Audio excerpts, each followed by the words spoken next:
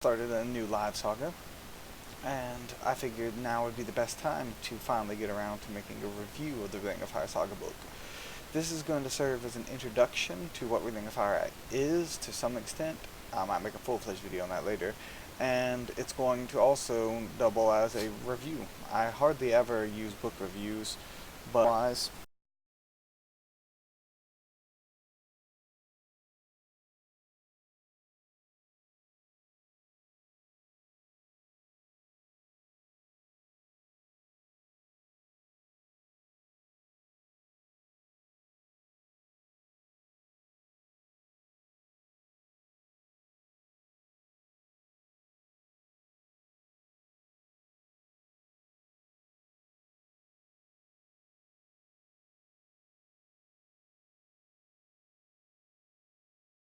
I will try to be as descriptive as possible for those of you who do not have the book and are considering whether or not you should purchase it.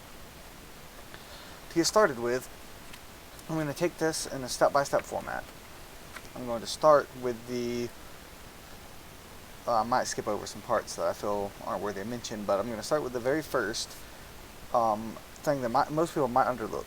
It's a short story, a few pages long, in the very front of the book. It's entitled The Shadow Purge. This is in my opinion, decently well-written story, and it conveys a nice feeling for the world. I wouldn't suggest reading it as your first step into the game, but I would go read through this book, get an understanding of what's going on in the book first, go back, and then read the story after you have your understanding. Because when I read the story the first time I ever opened this book, I had basically no idea what was going on. But if you go forward and read the entire book and get a decent understanding of the game, then going back and reading that is highly recommended to anybody who hasn't done so already that owns it, or anybody who is considering getting it. Now into the meat and potatoes. Chapter 1 is role-playing. Now, this part is one of the most valuable things in the book for someone who is new to a role-playing game. If you're very experienced, there are still things that you can learn from. I still come back and read this chapter from time to time just as a refresher. It is one of the most comprehensive and best role-playing sections on how to role-play in any book I've ever read. I have read a lot. I have dozens of books, played multiple game lines. I might even have almost 100 role-playing game books altogether over the years. And this is by far the best introduction to role-playing. It goes through telling you how anything from the basics to what you need to make a character, what you need to play, like everything you might normally expect. And it starts breaking it down, giving you advice for prepping your saga, which is what they call a campaign, and going further and further down, breaking down the entire saga for the Flame Tender, which is the equivalent of the Game Master. And that is wonderful advice for anybody who's new to the game. Especially because that running a game for your first time can be very daunting. This really, really helps with that kind of stuff. And then it goes into role-playing your character, which is called a catalyst in this game. And it tells you, like getting an emotional connection, build up an emotional connection to your character, help other people build up an emotional connection. It literally says, make your catalyst remembered by causing others to build up an emotional connection to them. It's far easier to get them to dislike your catalyst than to like them. Once someone dislikes your catalyst, they have an investment and there's an emotional bond. A negative emotional connection is far better than no emotional connection. To make someone like the catalyst, you simply need to gain their sympathy, then the level of emotion that's already been created by dislike will transfer positively. It helps you it helps you understand that how to make a character who is not necessarily a good guy right there. And you don't necessarily need to make a good character to be likable, but if you have a sympathetic character, and then you can always turn it around on people, as it suggested. And then soliloquies are something that is completely unique to this game as far as I've ever heard. Or at least they were brought to my attention by this game, and all the other games I've heard of. I haven't heard of it except one game that was inspired by Ring of Fire, I think it's called like the Epic of Dreams, but I haven't actually read that book, so I don't really know. I just heard them mentioned. But what they are is they allow your catalyst to express their inner thoughts. The FT may call on you to do a soliloquy at any point, and you may also ask to do one at any point you would like to reveal your catalyst's true motives. The device is designed to allow for a much greater understanding of your catalyst, which provide all catalysts with a method to articulate a level of depth that may be otherwise unable to do.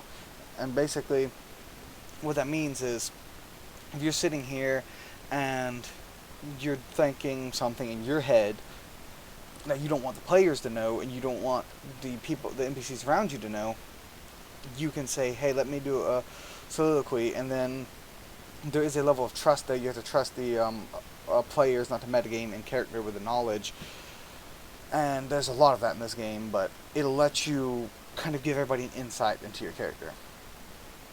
And they also have advice on how to avoid metagaming and staying in character and using pictures and music and all the whole 9 yards. So I don't want to sit too long on this, although this is a very important chapter. I've seen some people go as far as to say the book's worth it for just this chapter. I disagree with that, but I do say that if you do decide to get the book, read this chapter. But don't buy the book just for that chapter. You can, figure out a lot of it on your own, but it is just very helpful to have that jump start. Then there's the species. Now, these are different from anything you've ever seen before. Their closest thing, there are humans, but that's where the familiarities end. The closest thing to something you might be familiar with are a thing called Farum, which are kind of like the dwarves of the world, but even they are vastly different, but they're the closest to dwarves as you probably know them from stuff like D&D. But they are very different at the same time. They, like for example, they're long-lived, slow to mature, slow to forgive. The people of Iron feel they've been wronged. They have a collective chip on their shoulders. The colors, the way they view other species, divinities, and the world at large. Introverts with aggressive personalities. The Farum are quick to cause trouble when their prejudices are brought to the forefront by species they despise. This is especially true with the Freyines, which is another species we'll get to, whom they blame for stealing their rightful place in the world. Like I said, it's very similar to dwarves, but once you get in and start digging into the meat of them, you'll start really seeing a lot of differences. But Farum and humans are two of the species I would highly recommend you play for a first-time Saga. They're the most that you're probably going to relate to. But yeah, that's basically like a spin on dwarves. I'm not going to necessarily say they're their entire new thing, but it's a spin on dwarves. Freyine, the closest thing to them would be elves, but that's still way, way too far. I would go as far to say Freyines are their own thing that just happen to look like elves. They are halfway between angels and fairies lie the Freyine. They are the children of light and dream. Calmness is viewed as more important than any other trait. These thoughtful and reflective people maintain that passion must be mastered by the rational mind. To lose control of oneself is the greatest sin. Without control, you are nothing. To succumb to passion is to open oneself to fear, and fear leads to the eradication of tranquility. Without tranquility, the Freyine know they are doomed. Meditation is an everyday activity, and you see that right there. I'm going to go back to that. Meditation is an everyday activity. Without tranquility, the Freyine are doomed. That is their key thing, which is they have to meditate, they have to stay calm, and if they don't, they lose a special score. They have like a special negative trait. They need to keep it high, because if it reaches 0, they'll go into like a super nightmare type state where their soul can eventually be stolen, or any other number of terrible things can happen to them while they're in this state. And that, I think, really sets them apart from anything even close to elves. They're also, their faces glow when they're happy. They see poorly in the dark. They're like the opposite of like a drow.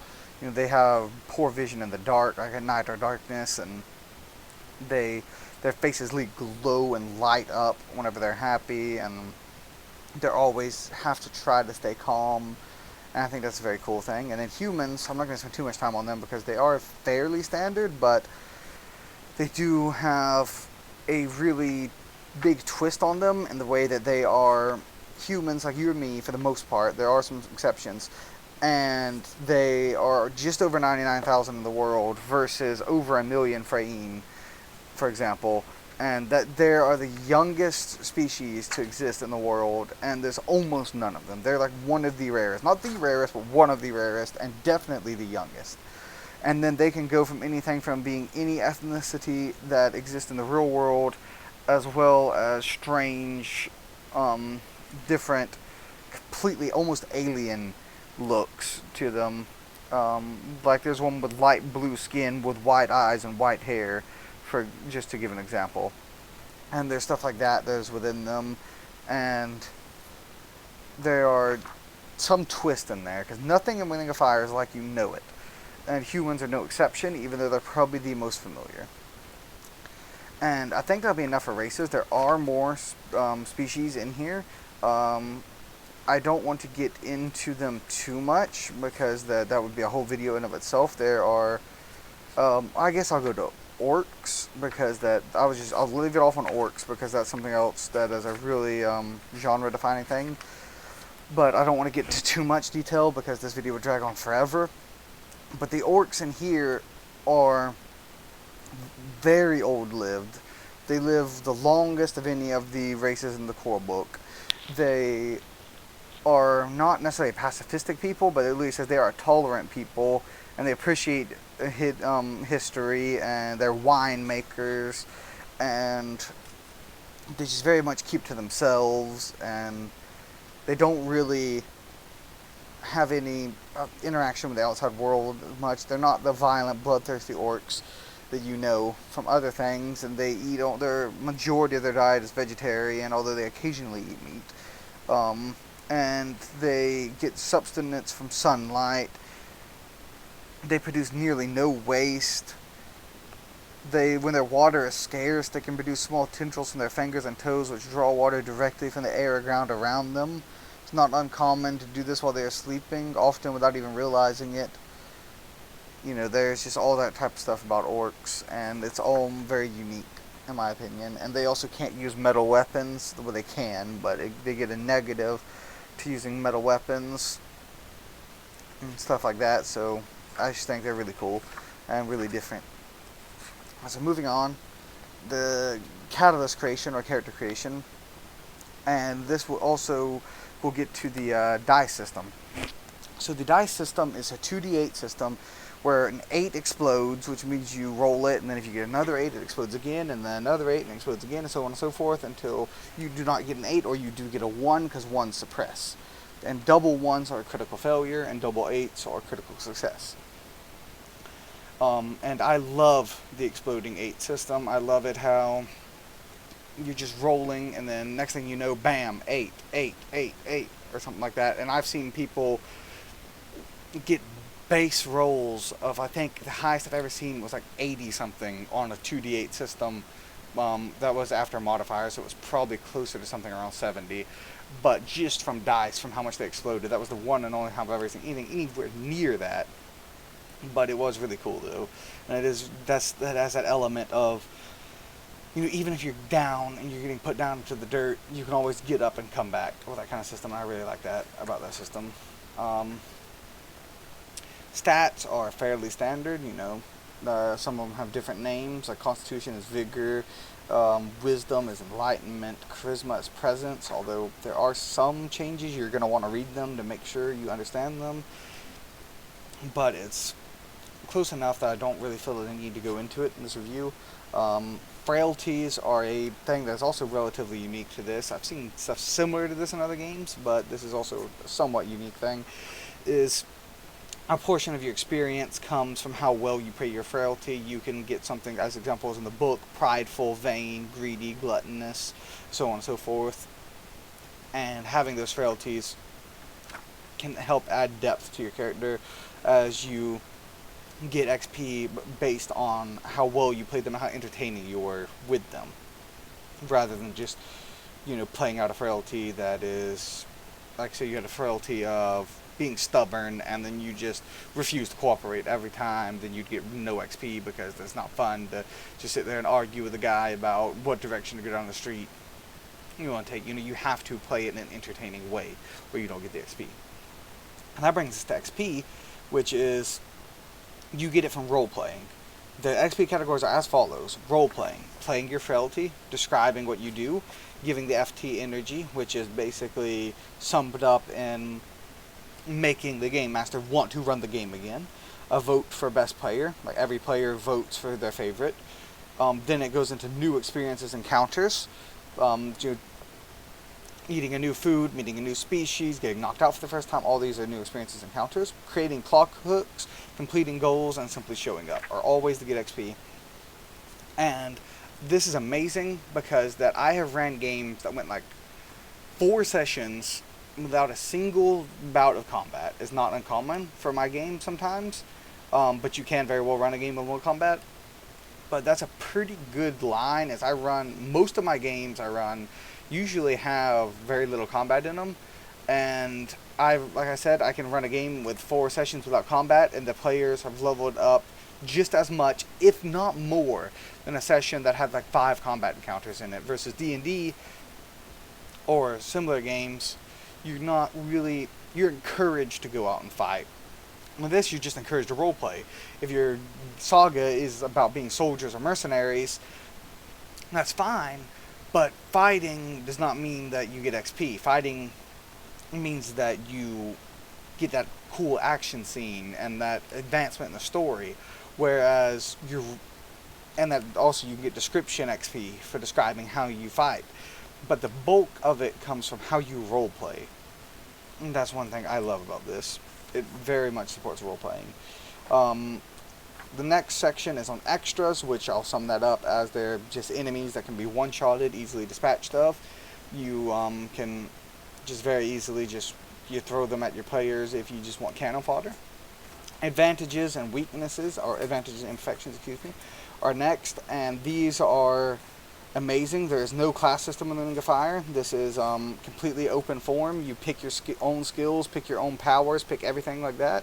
Almost like a point buy type system, and that's how character creation works too. By the way, forgot to mention that there's point buy character creation, and the advantages and imperfections are similar to class features and feats in D&D, except you get to pick them and mix and match and make whatever you want. And imperfections are things that give you negatives but give you more advantage points. And I literally love imperfections because that if done right, you can have an imperfection spawn an entire saga. I once had a player go and we spanned a saga lasting almost 20 sessions based on a 1-point imperfection. Imperfections go between 1 and 3 points usually, with a few rare exceptions. And I had a 1-point imperfection, and it spanned almost 20 session saga from that is still ongoing, all because of that one imperfection. And it's literally, that's just why I love imperfections so much. I just love them to death.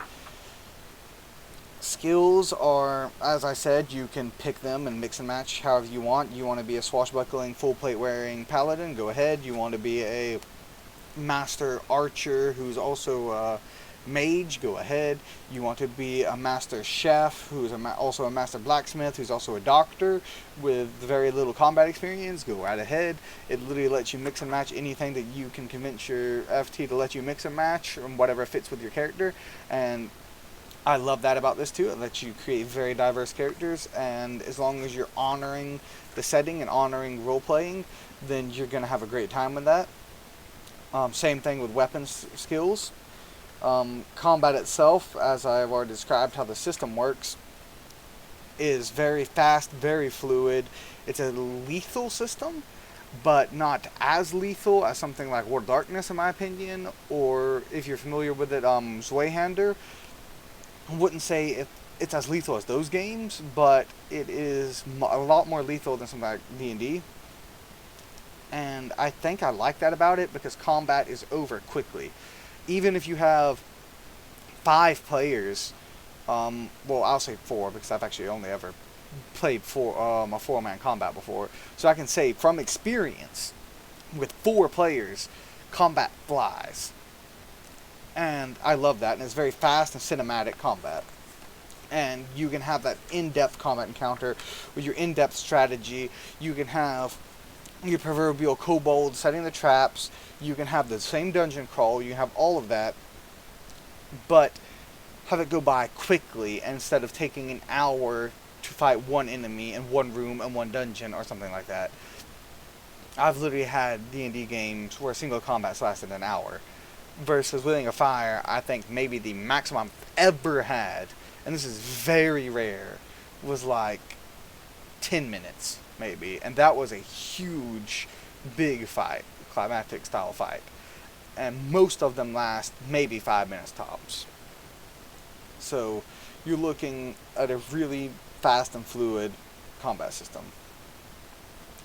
Poison and diseases, there's not a whole lot to say here besides that they do have some kind of interesting diseases. The poisons are pretty standard, but the diseases are pretty interesting that let you add flavor to your game. Alright, now we're getting into the stuff where it's a little bit more for criticism. Divinities are the pantheon of the world, if you will.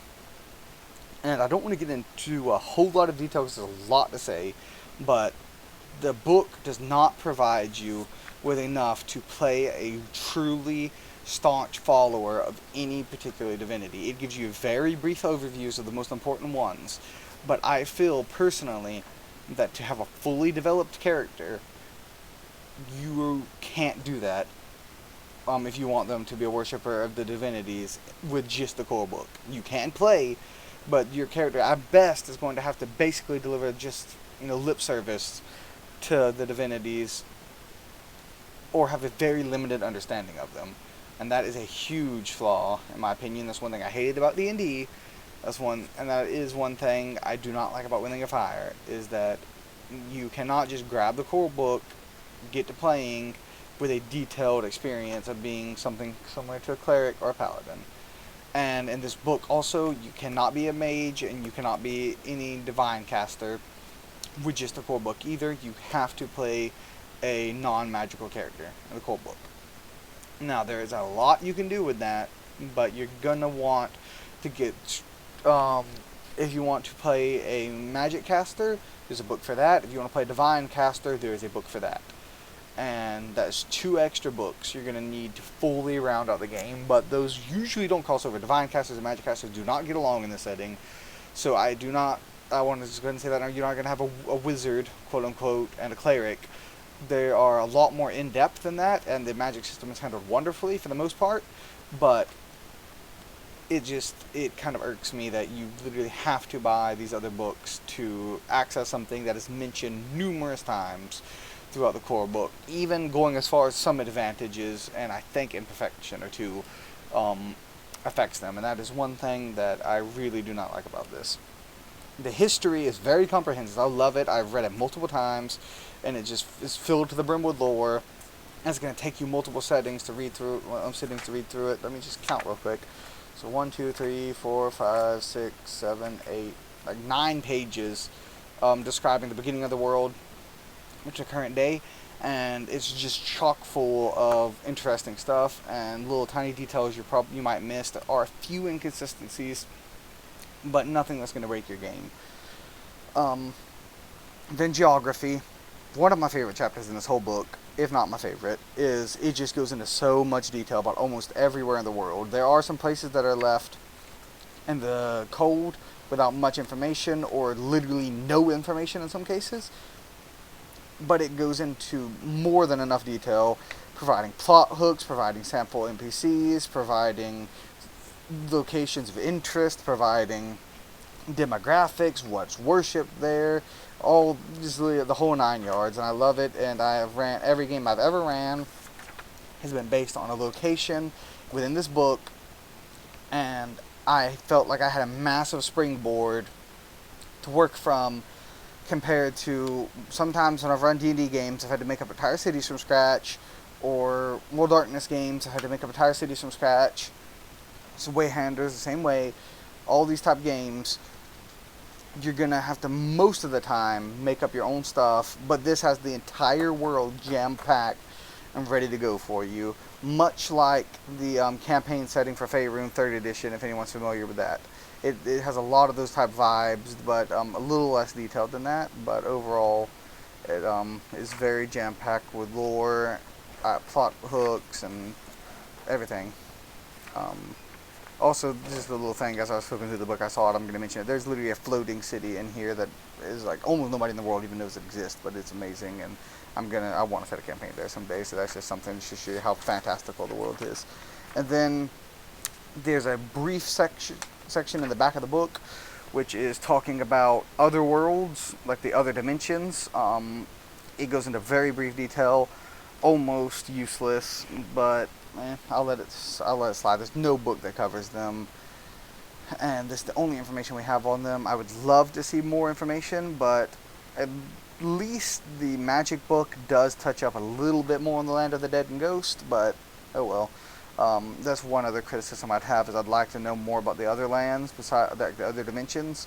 But yeah, it does touch up a little bit on them, enough that you can improvise and homebrew if you want to.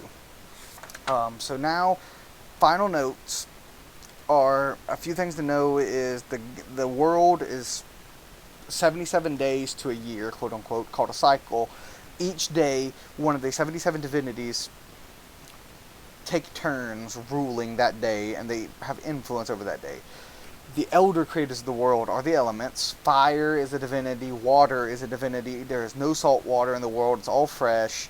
Air is a divinity, earth, light, dark, everything. And those are some little quirks. Steel is like a holy metal to a certain divinity, and Fae hate iron, and so on and so forth, and there's many little quirks like that. And so, overall, I would say, I would give this book a pretty solid 4 out of 5. 4 stars out of 5. The thing, it irks me that you can't play a cleric or a mage right out the book. It irks me. There's not more information on the outer realms.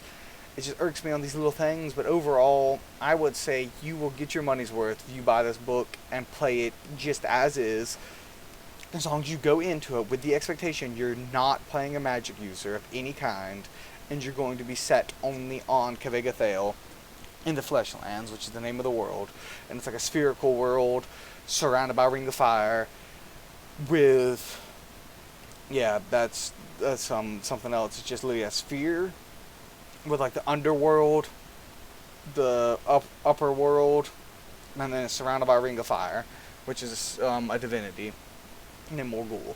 And this is a very unique setting. It can be very low fantasy or very high fantasy at the same time. Everything in the world is spirits, but the layman won't really know that. Like, you're not gonna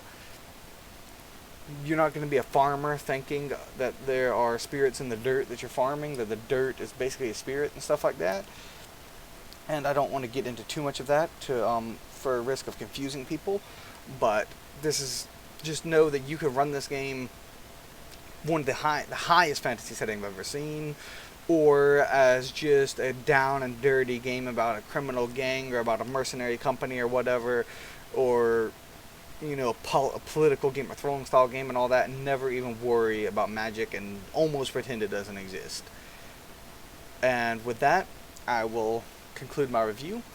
4 out of 5 stars, a few typos, a few missing links, a few inconsistencies. Overall, there's a lot that can be done with this book, and if you get the entire collection of books together, I would give it a 5 out of 5 for sure. Each book individually, I would probably